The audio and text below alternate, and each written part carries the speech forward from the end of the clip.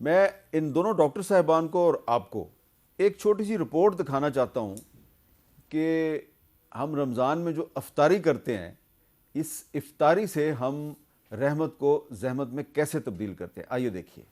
افطار کے لوازمات میں پکوڑے سموسے کچھ اس طرح سے لازم ہیں گویا ان کے بنا روزہ کھولنا ممکن ہی نہ ہو.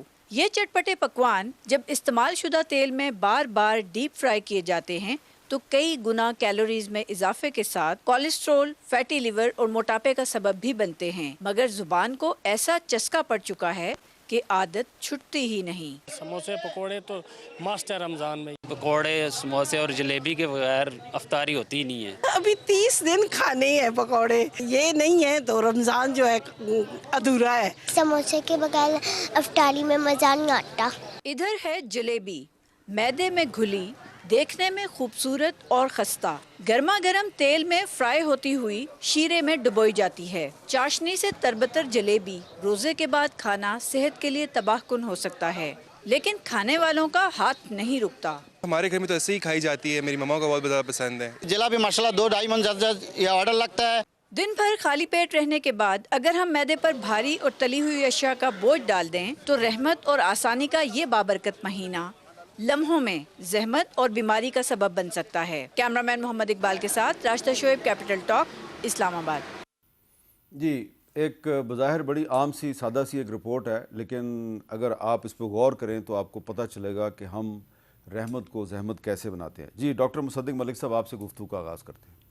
یہ ابھی 3-4 دن پہلے کی بات ہے، ایک افطاری میں اتفاق سے آپ اور میں اکٹھے تھے. آپ میرے سامنے تھوڑا سا لیفٹ کی طرف بیٹھے ہوئے تھے، تو میں دیکھ رہا تھا کہ نہ چاہتے ہوئے بھی آپ کی پلیٹ میں پکوڑے بھی تھے، سموسہ شاید مجھے نہیں نظر آیا، اور اسی طرح کی چیزیں تھیں جو کہ ہمیں نہیں کھانی چاہیے، اور میری بھی پلیٹ میں وہی کچھ ڈال دیا گیا تھا. اور ظاہر بات ہے نثار جٹ صاحب بھی آج کل افطاریوں پہ جا رہے ہوں گے، ان کو بھی یہی کچھ کھانا پڑتا ہوگا. تو یہ رمضان میں ہم بجائے کہ روزے رکھ کے نیکیاں کمائیں، ہم اس پورے رمضان کے مہینے میں 30 دن پکوڑے اور سموسے اور جلیبیاں کھا کے اپنے آپ کو زحمت کا شکار کرتے ہیں. کبھی آپ نے سوچا ہے کہ یہ ہم کیوں کرتے ہیں؟ میں تو بہت سوچتا ہوں جی، میں بڑی کوشش بھی کرتا ہوں. میں نے اس دفعہ ریزولو کیا تھا کہ میں کچھ وزن بھی کم کروں گا اور کچھ کھانا بھی کسی بہتر طریقہ کار سے کھاؤں گا. لیکن کچھ روایات ہماری ایسی ہیں، جیسا کہ آپ نے اس دن دیکھا کہ کھانا سرو ہونے سے پہلے کھانا نہیں سرو کیا جاتا. کھانا سرو ہونے سے پہلے جب افطار کا وقت ہوتا ہے تو سب سے پہلے پکوڑے، سموسے اور جلیبی اور کھجور اس سے افطار کیا جاتا ہے. اس کے ساتھ وہ جو شربت ہوتے ہیں، 2-3 اقسام کے شربت پڑے ہوتے ہیں. تو یہ ہمارے ہاں روایت ہے، یہ ضروری نہیں ہے یہ، مگر روایت ضرور ہے ہمارے ہاں. اور یہ بڑی عجیب و غریب سی ایک روایت ہے، اور شاید اگر آپ کم عمر ہوں، بچے ہوں، تو شاید آپ کو فرق نہ پڑے تھوڑی دیر کے لیے. لیکن حقیقت یہ ہے کہ 25-30 سال کی عمر کے بعد آپ اپنی باڈی کو ڈیمیج کرنا شروع ہو جاتے ہیں، اور 45 سال کے بعد آپ سمپٹومیٹک ہونا شروع ہو جاتے ہیں. مگر جو آپ اپنا نقصان کرتے ہیں وہ 30-35 سال کے بعد آپ ایک مسلسل اپنا نقصان کیے جاتے ہیں جسم کا، اور پھر جسم سمپٹومیٹک ہو جاتا ہے. جیسے کہ میرا تو ہو چکا ہے. آپ تو ماشاءاللہ کرکٹ بھی کھیلتے ہیں اور کافی ان چیزوں پہ آپ سوچ و بچار کرتے ہیں، لیکن میں نے تو بہت سی بیماریوں کا میں شکار ہو چکا ہوں، صرف اس بے ترتیبی کی وجہ سے یا بیڈ ایٹنگ ہیبٹ. جی بالکل. اور وہ عام طور پہ ہم خود اپنی چوائس سے نہیں کھا رہے ہوتے. جی، ہمیں کسی جگہ پہ بلا لیا جاتا ہے دعوت میں یا افطار میں، وہاں پہ ہم اس لیکن دیکھیں نا، ہم اگر آپ گھروں میں بھی دیکھیں تو ایک خاص عمر کے بعد کاربوہائیڈریٹس جو ہیں، کاربوہائیڈریٹ شوگر ہوتی ہے، یعنی آپ روٹی کھاتے ہیں وہ شوگر ہے، آپ چاول کھاتے ہیں یہ شوگر ہے، آلو کھاتے ہیں یہ شوگر ہے. تھوڑی دیر میں آپ کو وہ شوگر بلڈ کے اندر، کھاتے تو آپ آلو ہیں، کھاتے تو آپ چاول ہیں، تھوڑی دیر میں بلڈ کے اندر وہ چلی جاتی ہے شوگر. اور ہمارے ہاں جس طرح ذیابطیز یا ڈائبٹیز کی جس حد تک بڑھ چکی ہے پاکستان دنیا کے ان ممالک میں جن میں سب سے زیادہ پریولنس، سب سے زیادہ نہیں مگر ان ممالک میں ہر تیسرا پاکستانی جو ہے وہ شوگر کا شکار ہے. تو وہ شوگر کے جو مریض ہیں، جب آپ انہیں یہ دیتے ہیں تو ان کے لیے زہر ہے. یعنی ایک تو یہ کہ آپ نے دن میں کچھ کھایا نہیں ہے، پھر آپ نے ایک دم شوگر کا بولس لیا ہے، آپ نے وہ پکوڑے کھائے وہ بھی شوگر، آپ نے سموسے کھائے وہ بھی شوگر، آپ نے جلیبی کھائی وہ تو را شوگر، اور آپ نے وہ شربت پیا لال رنگ کا یا ہرے رنگ کا وہ بالکل شوگر، تو ایک دم آپ کی باڈی کے اندر جو ہے وہ بلڈ شوگر بڑھتا ہے، تو آپ کی باڈی کو دھچکے لگتے ہیں، دن میں آپ کا بلڈ شوگر ایک دم نیچے چلا جاتا ہے کیونکہ آپ نے کچھ کھایا نہیں ہوتا۔ خاص طور پہ شوگر کے مریض جو ہیں ان کے لیے یہ ضروری ہے، جن کی ویسے تو ان کو اپنے ڈاکٹر سے مشورہ کرنا چاہیے روزے کے حوالے سے، لیکن وہ لوگ جن کو شوگر ہو وہ اگر صبح سحری نہ کریں تو وہ بھی ان کے لیے مضر ہے، کیونکہ کئی لوگ ہیں وہ رات کو ہی بس کھا کے تو مزہ لے کے پھر سو جاتے ہیں کہ چلو جی کوئی گل نہیں اٹھ پیرا ہو گیا، تو وہ بھی مضر ہے۔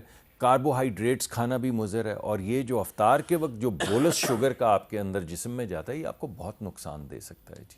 جی ڈاکٹر نثار جٹ صاحب، اب آپ نے مصدق ملک صاحب کی گفتگو سنی ہے، آپ بھی ڈاکٹر ہیں، لیکن تھوڑا سا یہ بتائیں گے کہ یہ رمضان میں ہم افطار کے ذریعے کس طرح رحمت کو زحمت میں تبدیل کرتے ہیں؟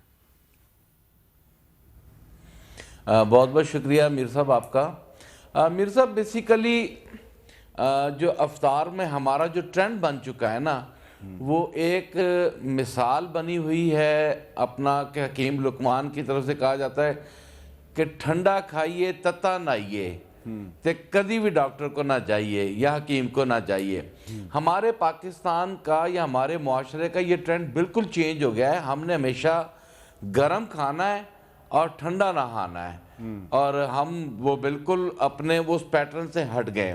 یہ تو ایک روایتی اسٹائل بن چکا ہے ہمارے عام پاکستان کا۔ اب رہ گئی بات افطار کی۔ آپ افطار میں کتنا بھی ایجوکیٹ کر لیں لوگوں کو، لیکن آپ سموسے، پکوڑے، دہی بلے، چنا چاٹ، ان چیزوں سے آپ لوگوں کو ہٹا نہیں سکتے۔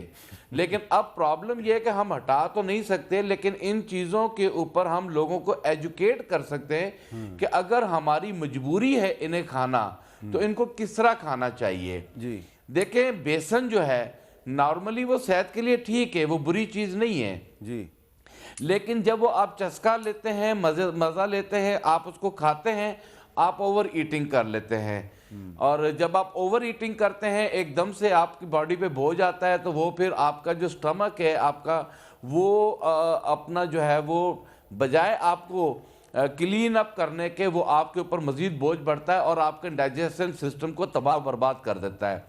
لہذا میں سمجھتا ہوں کہ اگر تو ان چیزوں سے ہم بچ جائیں تو بہت اچھی چیز بات ہے، اگر ہم بچ نہیں سکتے تو پھر ان کا استعمال اس طرح ہے کہ آپ بالکل ٹائم دے کر کھائیں، تھوڑا تھوڑا کھائیں، ذائقہ چکھنے کی حد تک رکھیں، اس سے زیادہ نہ جائیں تاکہ آپ کے سٹمک کے اوپر بوجھ نہ آئے، اور آپ کی جتنی بھی بیماریاں ہیں پیٹ کی وہ ساری کی ساری آپ کے سٹمک سے شروع ہوتی ہیں۔